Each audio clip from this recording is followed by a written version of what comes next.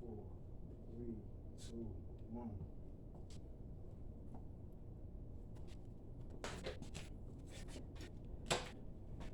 What's up, y'all? Listen, I just want to start off by saying this is not the 80s no more. It's not the 70s no more. It's not the 60s no more. If you look around our neighborhoods, they're very dangerous. We got grandmothers getting shot. We got mothers getting shot. We got 14-year-olds, 13-year-olds, and 15-year-olds getting shot. Wow. So let's take a look at the problem. And that's what we're going to be doing today on this very first episode of Breaking the Circle of Life. I'm Anthony Hill, your host.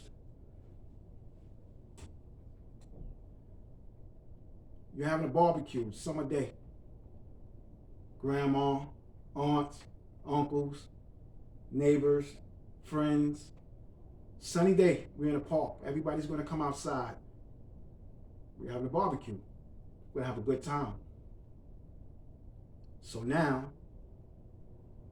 you the mother, you got your son, he's 13 years old, good kid, ain't really into no trouble.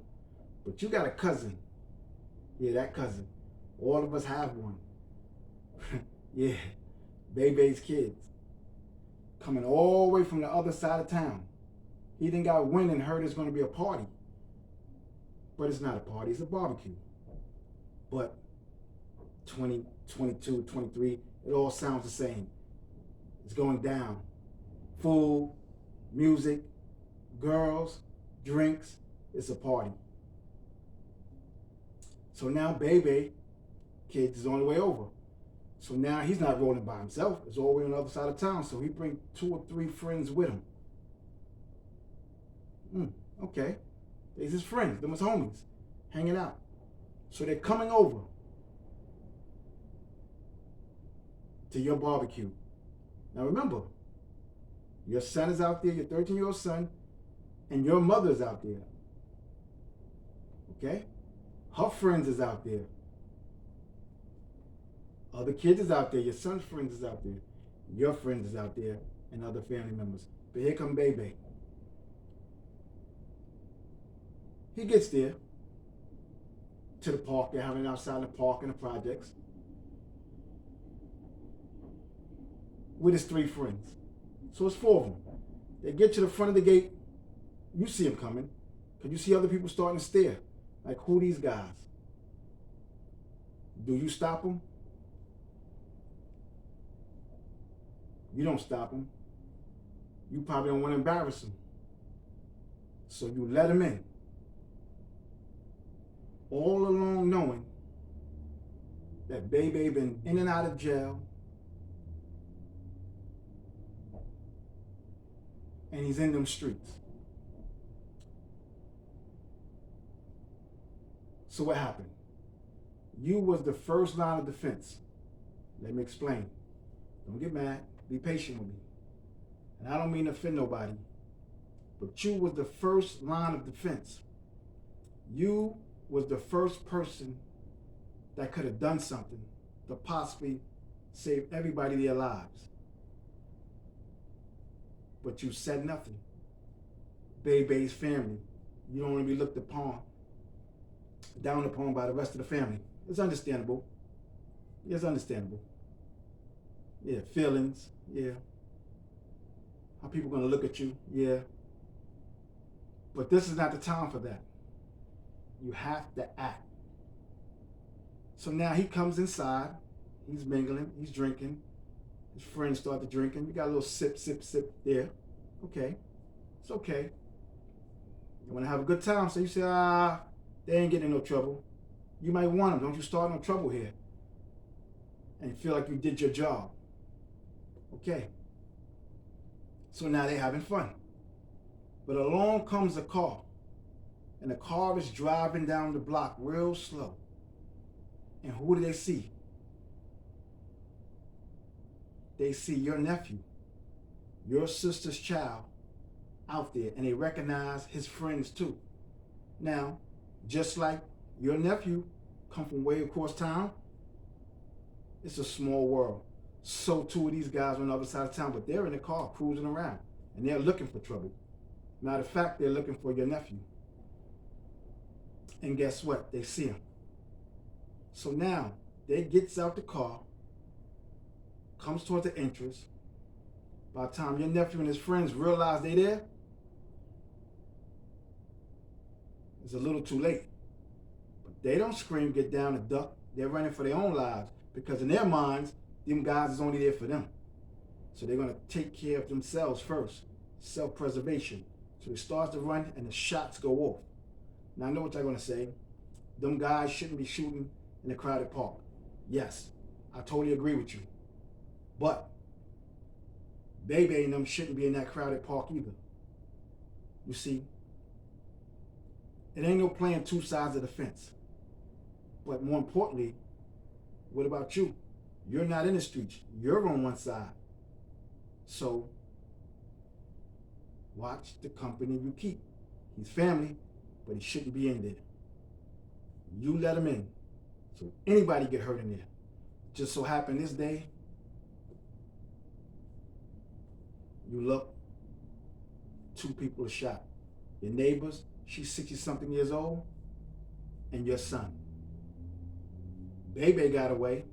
His 3 friends got away.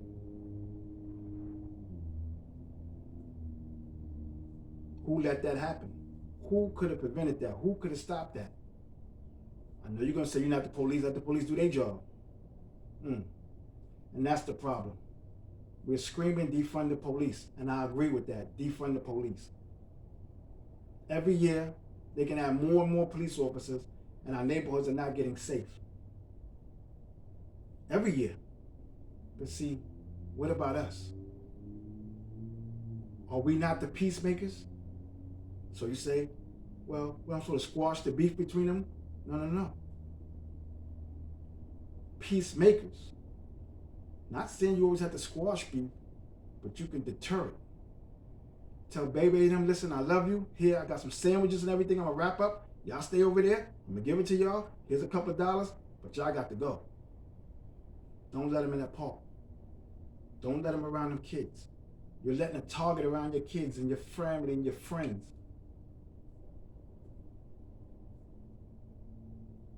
Doesn't make no sense. But you love them. Sometimes parents feel that the best place for their kid to be is around them. You know, when you run the streets, they feel that they can protect them. How many mothers have you ever heard jumped in front of a bullet for their son? That's not how the story ends. Oh, she died for her son. She jumped in front of a bullet. No. Son ran already. Straight bullet hit her. I don't think Mom Duke is Flash. Father is not Flash. Them bullets is faster. So how are you going to protect them when the guns start firing? No, the best way to protect them is not even let them be there. And I know you're going to say, well, why I'm picking on the parents? Oh, why I'm picking on the older people who's in the park just want to have a good time? No, I'm not picking on them because I want to say something to these 18-year-olds and up that claim to be gangsters, gangbangers, or whatever they claim to be. Posse. Thugs. Whatever you claim to be. Why would you bring that around your family members? Are you looking for shields when you go there? Oh, well, if they start shooting, I'm going to duck behind my aunt. And you tell your friend, oh yeah, duck behind her mother, my grandmother, my great aunt. See, it's a nice sunny day. But when y'all come there, you're bringing a black cloud. You know your targets. So, do you want to have a good time? Do you want to have fun? Do you want to enjoy the sun? Do you want to get something to eat? Do you want to hang out with girls? Do you want to talk to girls? That's not the life of a gangster. That's not the life of a gangster. I think you've been reading the wrong book, looking at the wrong movies. Billy the Kid and them was riding all day. Go do your research. And I'm not telling you to do that. I'm not promoting violence. But you yourself have to sit down and ask yourself, what do you want to do in life? Do you want to be always running? Do you always want people shooting at you? Or do you want to chill out and enjoy the barbecue? You know your aunt can cook. Your uncle got the mean sauce. Do you want to enjoy that? You're never going to be able to enjoy that. You're always going to be running. And then it's somebody else coming after that. The story doesn't end with your cousin, your little cousin, 13-year-old, dead, and a neighbor. That's going to make the news. That's going all the way up to the mayor's office, to the governor's office, probably even the president's office. So now the heat is coming down. They're going to want you. Somebody got to go to jail for that. Not only is the guys who were shooting, they're going to look for the guys who was getting shot at. Now, how the rest of your family going to look at you? So now, you had guns on you. Maybe one of y'all shot back. Do you expect your aunt not to say nothing and her kid died? What, you going to say your aunt snitching? It doesn't work like that. Your aunt is not snitching. She's a civilian. But you brought that beef to her. You put her in harm's way. So what I'm saying today, we got to break this circle of life, because it's going around and around and around again. And it keep happening over and over and over again. Over and over again. We have to stop. Break it. No, can't come over. No, you can't get in my car. No, don't take me shopping. No, don't give me none of the proceeds from that drug money. You have to say no. Can't play both sides of the fence. So they got to do something, your nephew, but you got to do something too. We have to take back our neighborhoods. We have to take back our neighborhoods. And these gangsters got to know you're putting people in harm's way. And a lot of times it's the people closest to you, because that's your comfort zone. You trust your aunt. She's not going to snake you. So you want to be around her. I know. You want to be around her. Yeah. Where you live at in front of your building. Yeah. Mm-hmm. But when you come outside one day, just take a look at your whole building. Look at all the apartments, look at all the floors, and know this, that you're putting every one of them in jeopardy. You. They used to have a saying, don't dump where you live at. But I'm going to tell you this, don't dump at all. And if you do, clean it up. Go apologize. Make peace. Make peace. I just left up top 25 years. I see you coming all the time. Come straight to me. Law Library. Help me. You want to appeal. You took a cop out, 15 years. Now you want to give that back. You want a reversal. But you copped out. Now you want 10 years. Can't do the 15. Wow. Little girl got shot. Little boy got shot. Stray bullet. Wasn't meant for the person. I'm not telling you to run up on nobody and shoot nobody. No. I tell you don't do it at all, because it's not worth it. It's not worth it. 25 years of quick chill. Do you expect your aunt to come visit you? And you're responsible. It's not all your fault. But you're also responsible for your little cousin's death. And you expect your aunt to come see you. You expect your mother to come see you. Oh, and you might even expect your friends to come see you while you're in prison.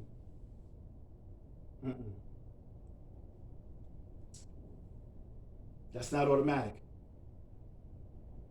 Gone and forgotten to do a bit alone. So I don't care how many pictures they send you home. I don't care how many people you've seen come home from prison that's been released. And you look at them and say, well, they're still looking good, they're glowing. That's on the outside. What do you think is on the inside? When you go to prison, you die. It's automatic. Don't let nobody tell you nothing different. So to all you so-called toughies, think I'm gonna call you toughies. And I ain't just talking to men.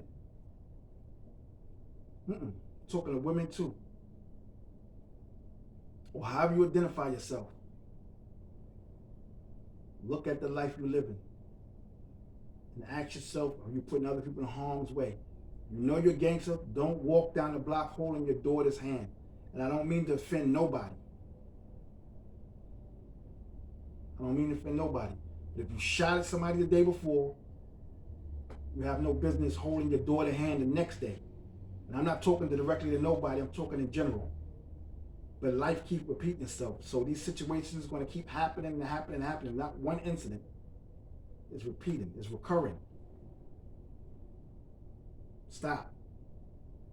There's no shooting at people one day and go to Coney Island the next day and have fun.